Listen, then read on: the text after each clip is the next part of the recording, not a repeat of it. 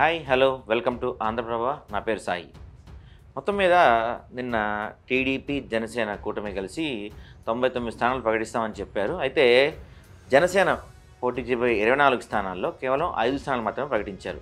TDP మాత్రం 99 స్థానాలు announce చేసేసింది. జనసేన పోటీ చేయబోయే 24 స్థానాల్లో కేవలం 5 స్థానాలే పోటీ చేశారు. అయితే దీని గురించి కొంతమంది రకరకాల పవన్ కళ్యాణ్ పైన రకరకాల ట్వీట్స్ కానీ జోక్స్ కానీ రకరకాల కామెంట్స్ చేసిన తరుణంలో ఈరోజు జనసేన నుంచి ఒక ప్రకటన రూపంలో వెలువడిందని చెప్పకపోయినా మనం ఒక రూమర్ అయితే వదిలేరు. అదేంటంటే పవన్ కళ్యాణ్కు 5 నెంబర్ అంటే ఇష్టం, అందుకని కేవలం 5 స్థానాలు మాత్రమే ప్రకటించారు, మిగతావి ఈ 2 రోజులు అనౌన్స్ చేస్తామని చెప్పి వాళ్ళు చెప్పారు. అయితే రియాలిటీ ప్రకారం చూసుకుంటే ఇంకో పక్కన అసలు జనసేన పోటీ చేయబోయే 24 స్థానాలే అని చెప్పి అటు జన సైనికులు కానీ లేకపోతే ఇప్పుడు జనసేన పార్టీ కార్యకర్తలు కానీ పవన్ కళ్యాణ్ అభిమానులు కానీ తీవ్ర దీంట్లో ఉన్నారు వాళ్ళు. ఎందుకంటే కేవలం 24 స్థానాల్లో పోటీ చేయడం ఏంటి, అందులోనూ ఇప్పుడు ప్రకటించిన 5 స్థానాల్లో కూడా పవన్ కళ్యాణ్ ఎక్కడి నుంచి పోటీ చేస్తారో చెప్పలేదు అనే తీవ్ర నిరుత్సాహంలో అయితే జనసైనికులకు స్పష్టంగా కనపడుతుంది. ఆయన ముఖ్యంగా టార్గెట్ చేసిన ఉభయ గోదావరి జిల్లాలు కానీ లేకపోతే కాపు జిల్లాలు కానీ ఆయన ప్రత్యేకంగా టార్గెట్ చేసిన కమ్మ సామాజిక వర్గం కూడా ఈ 24 సీట్లే కేటాయించడం పైన, అందులోనూ 5 సీట్లే ప్రకటించడం పైన తీవ్రమైన అసంతృప్తి వ్యక్తం చేస్తున్నది మనకు స్పష్టంగా కనపడుతుంది. హరిరామ్ జోగయ్య లాంటి పెద్దవాళ్ళు కానీ లేకపోతే బొల్లిశెట్టి లాంటి వాళ్ళు కానీ 24 సీట్లు తీసుకోవడం పవన్ కళ్యాణ్కి కూడా ఇష్టం లేదు, అసలు 24 సీట్లు తీసుకోవడం అవసరమా అని చెప్పి రకరకాల కామెంట్స్ అయితే వినపడుతున్నాయి. అయితే అసలు సరే 24 సీట్లు తీసుకున్నారని అనుకుందాం, ఆ 24లో కూడా 5 ఎందుకు అనౌన్స్ చేశారు, 19 స్థానాలు ఎందుకు అనౌన్స్ చేయలేదంటే ఆ 19 స్థానాల పైన టీడీపీ జనసేన వాళ్ళ మధ్య గట్టి ఫైట్ జరుగుతుంది. ఆ సీటు మాకని చెప్పి ఒక పెద్ద గొడవ జరుగుతుంది. ఇంతవరకు ఆ గొడవ కొలిక్కి రాలేదు. ఇప్పుడు సీట్ అనౌన్స్ చేసేస్తే జనసేనకి ఆ సీట్ అనౌన్స్ చేస్తే ఇందులో ఇంకో పాయింట్ ఏంటంటే జనసేన 24 స్థానాలు అని చెప్పారు కానీ ఆ 24 స్థానాలు ఏవి ఎక్కడి నుంచి పోటీ చేస్తుందని కూడా ఒక క్లారిటీ అయితే ఇవ్వలేదు ఇంతవరకు. ఎందుకంటే జనసేన ఆశిస్తున్న స్థానాల్లో ఆల్రెడీ టీడీపీ వాళ్ళు ఎప్పటి నుంచో టికెట్ కోసం ఆశిస్తున్న వాళ్ళు కానీ టికెట్ కోసం గట్టి ప్రయత్నాలు చేస్తున్న వాళ్ళు కానీ ఉండటమే జనసేనకి ఇప్పుడు అనౌన్స్ చేస్తే ఈ వీళ్ళు వేరే పార్టీకి వెళ్ళిపోయినా సపోర్ట్ చేయకపోయినా కార్యకర్తలు రెండుగా చీలిపోయినా మొదటికే మోసం వస్తుంది కాబట్టి ఇంకా ఆ స్థానాలు ప్రకటించలేదని చెప్పి ఒక వార్త అయితే చక్కర్లు కొడుతుంది. అయితే కొన్ని స్థానాలు తీసుకుంటే మనం ఉదాహరణకు రాజమండ్రి రూరల్ తీసుకుంటే రాజమండ్రి రూరల్ అనేది ఖచ్చితంగా టీడీపీ జనసేనకి ఒక పెద్ద టాస్క్లా మిగిలిపోయిందని చెప్పొచ్చు. ఎందుకంటే గవర్నమెంట్లో వచ్చేసరికి ఎట్టి పరిస్థితుల్లో ఇక్కడి నుంచి నేను పోటీ చేస్తాను, చంద్రబాబు నాయుడు సిట్టింగ్ ఎమ్మెల్యేలందరికీ టికెట్ ఇస్తానని హామీ ఇచ్చారు, నేను ఇక్కడ ఎప్పటి నుంచో స్ట్రాంగ్గా అసలు పవన్ కళ్యాణ్కి ఒక క్యాడర్ లేదు, ఒక లీడర్ లేడు, ఆయనకి సీట్ ఇవ్వటం ఏంటి, పవన్ కళ్యాణ్ జనసేనకి సీట్ ఇవ్వటం ఏంటి అని చెప్పి ఆయన కొన్ని హాట్ కామెంట్స్ చేశారని చెప్పొచ్చు. అయితే ఈ టికెట్ కోసం రాజమండ్రి రూరల్ టికెట్ కోసం అటు టీడీపీ కానీ ఇటు జనసేన కానీ గట్టిగా ఫైట్ చేసిన తరుణంలో మధ్యలో హైలైట్ పాయింట్ ఏంటంటే మధ్యలో బీజేపీ నుంచి ఒకవేళ పొత్తు కుదిరితే రాజమండ్రి రూరల్ సీటు మాకు ఇవ్వాలి అని చెప్పి సోము వీర్రాజు కూడా ఒక ప్రకటన చేశారు. సో ఇట్లాంటి కొన్ని స్థానాలు ఉదాహరణకు మనం తెనాలి తీసుకుంటే తెనాలి నుంచి జనసేనలో నెంబర్ 2గా వస్తున్న నాదెండ్ల మనోహర్కి ఈ సీట్ అని ఎప్పటి నుంచో వార్తలు అయితే వినిపిస్తున్నాయి. అయితే ఆయనకు సీట్ అనౌన్స్ చేసే ముందు వరకు కూడా ఆలపాటి రాజా ఖచ్చితంగా నేనే పోటీ చేస్తానని చెప్తూ వచ్చారు. సీట్ అనౌన్స్ చేసిన తర్వాత కూడా నేను ఈసారి ఇండిపెండెంట్గా బరిలో దిగబోతున్నాను, కార్యకర్తలతో ఒక సమావేశం ఏర్పాటు చేయబోతున్నాను అని చెప్పి ఆయన పొద్దున మీడియాలో చెప్పారు.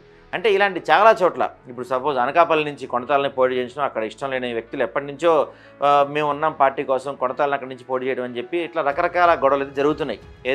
ఈ ప్రకటించిన 5 స్థానాల గురించి కూడా గొడవలు జరుగుతున్నాయి, ఒకవేళ ప్రకటిస్తారనుకున్న స్థానాల్లో కూడా గొడవలు జరుగుతున్నాయి చాలా చోట్ల. సో ఈ గొడవలు జరుగుతాయి, ఈ గొడవలను ఇప్పుడే మనం కంట్రోల్ చేయలేం, ఇప్పటి నుంచే ఇది వ్యతిరేకత వచ్చేస్తుంది, వాళ్ళని కొంచెం మాట్లాడి కొంచెం దాన్ని సెట్ చేసిన తర్వాత అనౌన్స్ చేద్దామనే ఒక దీంట్లో ఈ 24 స్థానాల్లో కేవలం 5 స్థానాల్లో ప్రకటించారంట. అంతేకాకుండా పవన్ కళ్యాణ్ ఎక్కడి నుంచి పోటీ చేశారని చెప్పకపోవటం కూడా అదొక వ్యూహంలో భాగమే అని చెప్పి అంటున్నారు జన సైనికులు. ఎందుకంటే ఎక్కడి నుంచి పోటీ చేస్తారో చెప్తే అక్కడ వైసీపీ అన్ని రకాలుగా అన్ని సమాధాన భేద దండోపాయాలు ఉపయోగించి అక్కడ అందరినీ కొనేయటం కానీ లేకపోతే అధికార దుర్వినియోగం కానీ రకరకాల ప్రయత్నాలు చేసి ఆ ప్రాంతం నుంచి పవన్ కళ్యాణ్ గెలవకుండా వాళ్ళు చేయాల్సినవన్నీ చేస్తారు.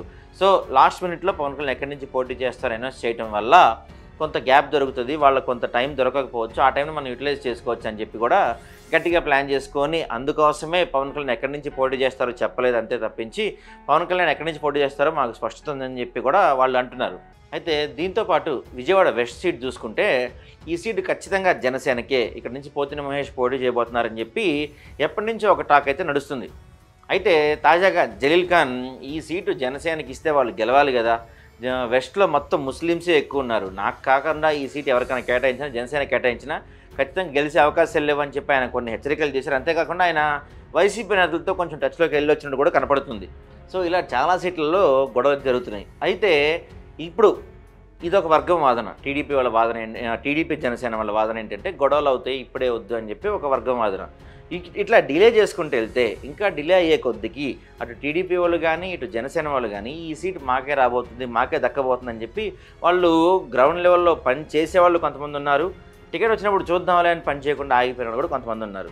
సో ఈ డిలే అయ్యే ప్రాసెస్ ఏదైతే ఉందో, అంటే అనౌన్స్ చేస్తారా చేయరా, అసలు ఆ సీట్ ఎవరికి వస్తుంది, జనసేన పోటీ చేస్తుందా లేకపోతే టీడీపీ పోటీ చేస్తుందా చెప్పకుండా డిలే చేసే కొద్దీ అక్కడ విజయ అవకాశాలు చాలా దూరం అయిపోయే అవకాశాలు ఎక్కువగా ఉన్నాయని చెప్తున్నారు. అయితే ఈ జనసేన పక్కన పెడితే చంద్రబాబు విషయంలో మాత్రం ఈసారి చాలా స్పష్టమైన మార్పు కనపడుతుంది. ఎందుకంటే సహజంగా ప్రతిసారి ఎన్నికల్లో చివరి నిమిషం దాకా, అంటే ఇంకొన్ని రోజుల్లో దాకా, దాదాపు చివరి నిమిషం దాకా ఆయన ఏ ఎలక్షన్స్లో కూడా అభ్యర్థులను అనౌన్స్ చేయరు.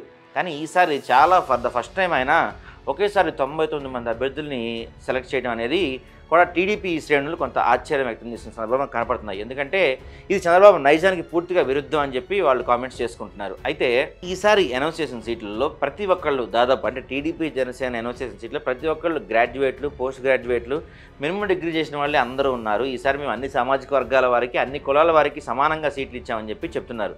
అయితే ఇంకా జనసేన ఈ మిగతా 19 స్థానాలు ఎప్పుడు అనౌన్స్ చేస్తారు, జనసేన మొత్తం పోటీ చేయబోయేది 24 స్థానాలైనా, బీజేపీ కలుస్తుందా లేదా, లేదా జనసేన ఏ స్థానాల్లో పోటీ చేస్తుంది, బీజేపీ వస్తే ఏ స్థానాల్లో పోటీ చేస్తుంది, బీజేపీ వస్తే జనసేనకి ఇంకా తగ్గుతాయా, టీడీపీకి తగ్గుతాయా, ఇవన్నీ $1 మిలియన్ క్వశ్చన్గానే మిగిలిపోతున్నాయి. వీటన్నిటికీ త్వరగా సమాధానం చెప్పి త్వరగా అభ్యర్థిని ప్రకటించకుండా ఇలానే డిలే చేస్తే మాత్రం ఖచ్చితంగా గెలుపు అవకాశాలను దెబ్బతీస్తుందని చెప్పి సగటు టీడీపీ జనసేన కార్యకర్తలు అభిప్రాయపడుతున్నారు.